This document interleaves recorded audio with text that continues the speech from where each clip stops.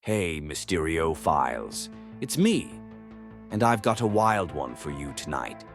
Picture this, 1971, Harrisville, Rhode Island.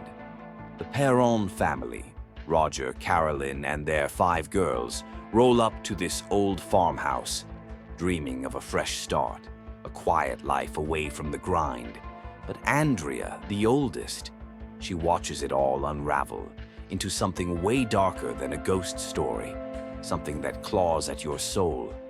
10 years of pure, unrelenting terror, way beyond what the movie dared to show. And get this, Andrea says the Warrens, they missed the real deal. Whatever it was, whatever it is, it's still out there, lurking in the shadows.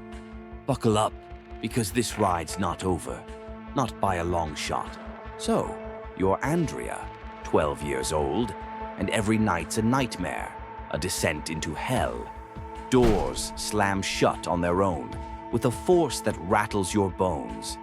Beds lift off the floor at 5:15 a.m. sharp, like clockwork every damn morning. And this rotting stench, thick and vile, hits you out of nowhere, like death itself crawled inside. Your mom, Carolyn, wakes up with a perfect circle of blood on her leg. No cut, no explanation. Just there, staring back at her. You and your sister Cindy hide, shaking in the dark, while your dad, Roger, grumbles, "Ghosts aren't real," like he's trying to convince himself. But it's Carolyn who's taking the brunt, the real punishment. One night during a séance, she's lifted off the ground, speaking in tongues, guttural, wrong, then slammed across the room like a rag doll. Andrea said it broke her heart. 10 years of this, not some quick Hollywood scare. Some spirits were sweet. Manny, this gentle old soul, tucked the kids in at night. But others, vicious, pure malice. They'd grab you in the dark, leave you wrecked, leave you questioning everything. Christine cried herself to sleep, night after night, and little April talked to a ghost boy named Oliver, like he was her only friend. This wasn't a haunting, it was a battlefield, and they were losing.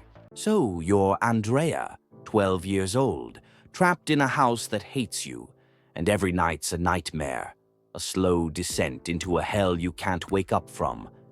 Doors slam shut on their own, not soft, not gentle, but with a force that rattles your bones, shakes the air in your lungs. Beds lift off the floor at 5:15 a.m. sharp. Every morning, like the house has a pulse, a cruel clockwork you can't escape, and you're just waiting for it to crush you. And this rotting stench, thick, vile, wet, it hits you out of nowhere, seeps into your clothes, your hair, like death itself crawled up from the cellar and breathed in your face. Your mom, Carolyn.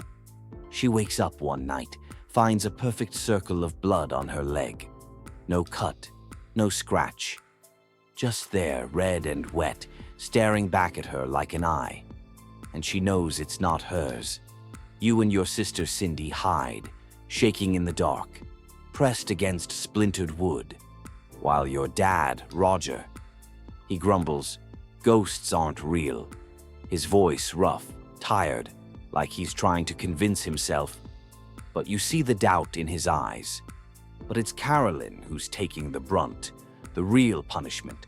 The house has her in its teeth. One night during a séance, she's lifted off the ground, slow, unnatural, speaking in tongues, guttural, wrong, not her voice, then slammed across the room like a rag doll, bones rattling against the floor. Her head hits the floor, hard. She gets cocked unconscious.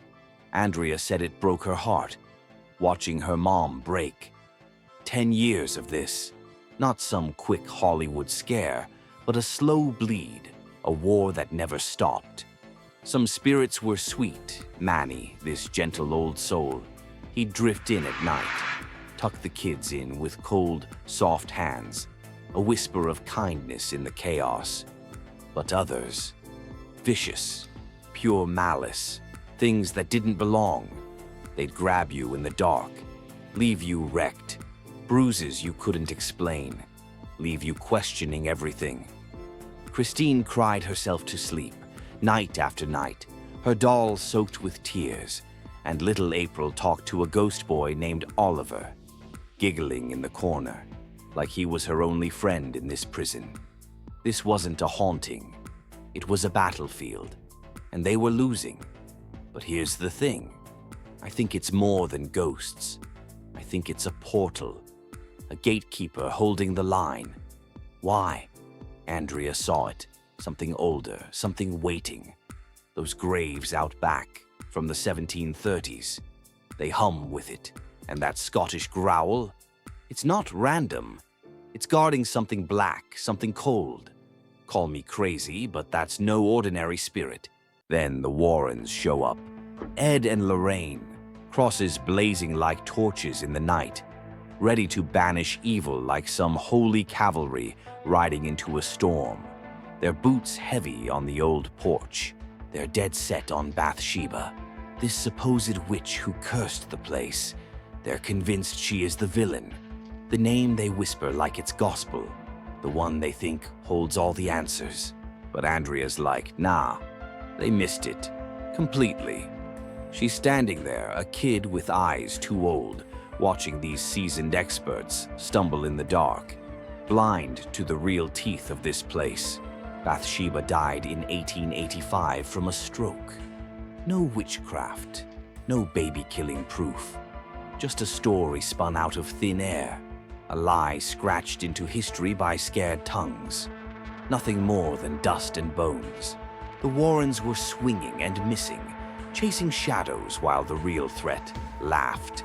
A low, guttural chuckle from the walls. Ed's praying, loud and desperate, sweat beading on his brow. Lorraine's peering into the void for Bathsheba, her eyes darting, searching for something she can't see. Roger's angry, calling them frauds, his voice sharp, bitter, standing in the doorway with his arms crossed. And he wants them all out. You can feel it. The house doesn't flinch, doesn't care. They pack up, leave with their tails between their legs, crosses tucked away, heads bowed, driving off into the night. But the terror doesn't budge. It digs in deeper, roots cracking through the foundation. Andrea cuts to the core. They couldn't stop it. They didn't even know what they were fighting. And here's where I step in, Mysteriophiles. I think they missed it because it's not a ghost, not a demon. It's a gatekeeper, guarding a portal to something worse. They chased a ghost when something way uglier, way older, was pulling the strings, something waiting to spill out, to swallow this town, this world. And I can't shake it, folks. That thought keeps me up at night. Forget Bathsheba. Andrea knew the real player was nastier, something primal, something that doesn't fit in our neat little boxes of ghosts and demons, something that makes your blood run cold just thinking about it. It's got a Scottish growl, deep, wet, ancient, snapping necks like twigs in the dark, older than the farm itself, older than the hands that built it, tied to those 1730s graves out back. Stones so worn you can barely read the names, but they whisper if you listen. The Arnold family spirits hum in the walls, soft, mournful, lost echoes of a simpler time. But this, it's no ghost, no demon. It's a gatekeeper, a sentinel carved from something older than sin, standing watch over a crack in the world, guarding a portal, a rift to something black and cold, something that doesn't belong here, something that's been waiting since before the stars burned. It grabs Carolyn, torments the kids, leaves marks that don't fade, claw prints burned into skin. But here's the kicker. It's not hunting. It's waiting, patient, deliberate, like a spider in its web. And that patience, that's what makes your skin crawl, makes you wonder what it's holding the door for. What's on the other side? And me? I can't let it go, Mysteriophiles. I think this is bigger than Andrea's story, bigger than that farm. I think it's a gatekeeper for a portal to something ancient. Forces lost to time, buried in history we've forgotten, or been made to forget. Those graves, they're not just dead folks. They're markers, warnings from a time when people knew what was out there. Cryptic runes scratched in the dirt, erased by centuries. And that growl? It's not just noise, it's a language. A call to something that's waking up. I freak out thinking about it. What if it's not just waiting? What if it's counting down? A reckoning no one's ready for. Something that'll storm out of that rift. Envelope this town, this world. Drown us in a darkness we can't fight. Because we don't even know what we are. Our own powers hidden from us, locked away. And I see it, folks. My imagination's screaming it. And it's a bad, bad thought. The Perrons bailed in 1980, packed up their scars and ran, left that farmhouse to rot.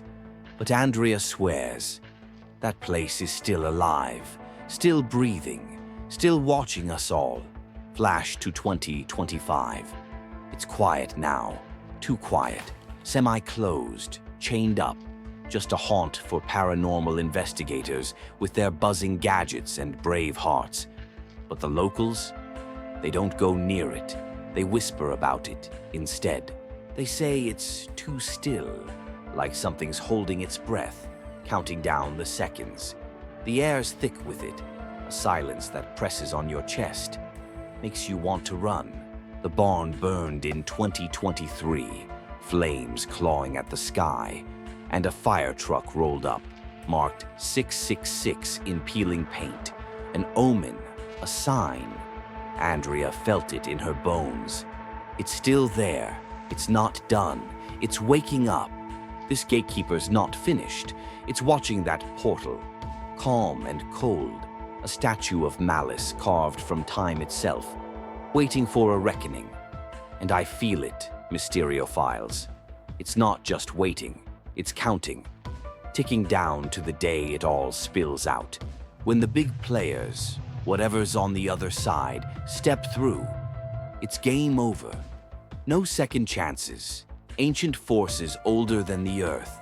Things we've lost in the fog of history.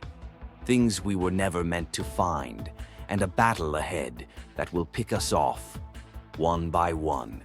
Those graves out back? They're not just markers. They're seals, runes scratched by hands long dead. A cult, maybe, or a tribe. People who knew the truth, who locked it away. But the lock's breaking, the lore's bleeding out. And me? I'm losing it, folks. I see it in my head, every night. This portal isn't just a door, it's a mouth. And what's coming? It's not just evil, it's hunger. A reckoning that'll storm out someday. Envelope this town, this world. Swallow us whole. You feel it, right? It's biding its time, counting down with every creak, every whisper. And time's running thin, too thin. Because whatever's out there, it's been waiting longer than we've been alive. And it's almost here. So, were the Warrens outmatched? Damn straight they were. They didn't stand a chance. They walked in with crosses and left with nothing, swallowed by a fight they couldn't see, Lorraine said herself. She had regrets. Andrea's truth is still kicking, raw and real, carved into her bones by 10 years of terror. And this farm's curse isn't dead, it's just resting, coiled like a snake in the dark. But it's more than her story now. It's mine. It's ours. Because I can't let it go, Mysteriophiles. I think that gatekeeper's guarding a portal. And those runes, they're not just scratches. They're a cult's last scream. A cult. Maybe centuries old, maybe older. People who knew what was out there, who scratched those seals into the graves, into the earth itself, trying to hold back the flood. But they failed, and now it's waking up. What's your call? Demon? Portal? Something worse? Something we can't name? Drop your wild conspiracies below. I'm reading every one, I swear, because I need to know I'm not alone in this. You Mysteriophiles are the real MVPs. Subscribe for more creepy conspiracies unveiled. We're just getting started, because this is bigger than us, and it's not stopping. Keep watching the shadows, because I can't sleep anymore. Every night I see it, that portal opening, that thing stepping through, and I don't know the truth. We're kept in the dark, but it's coming, and it's real. Stay creepy.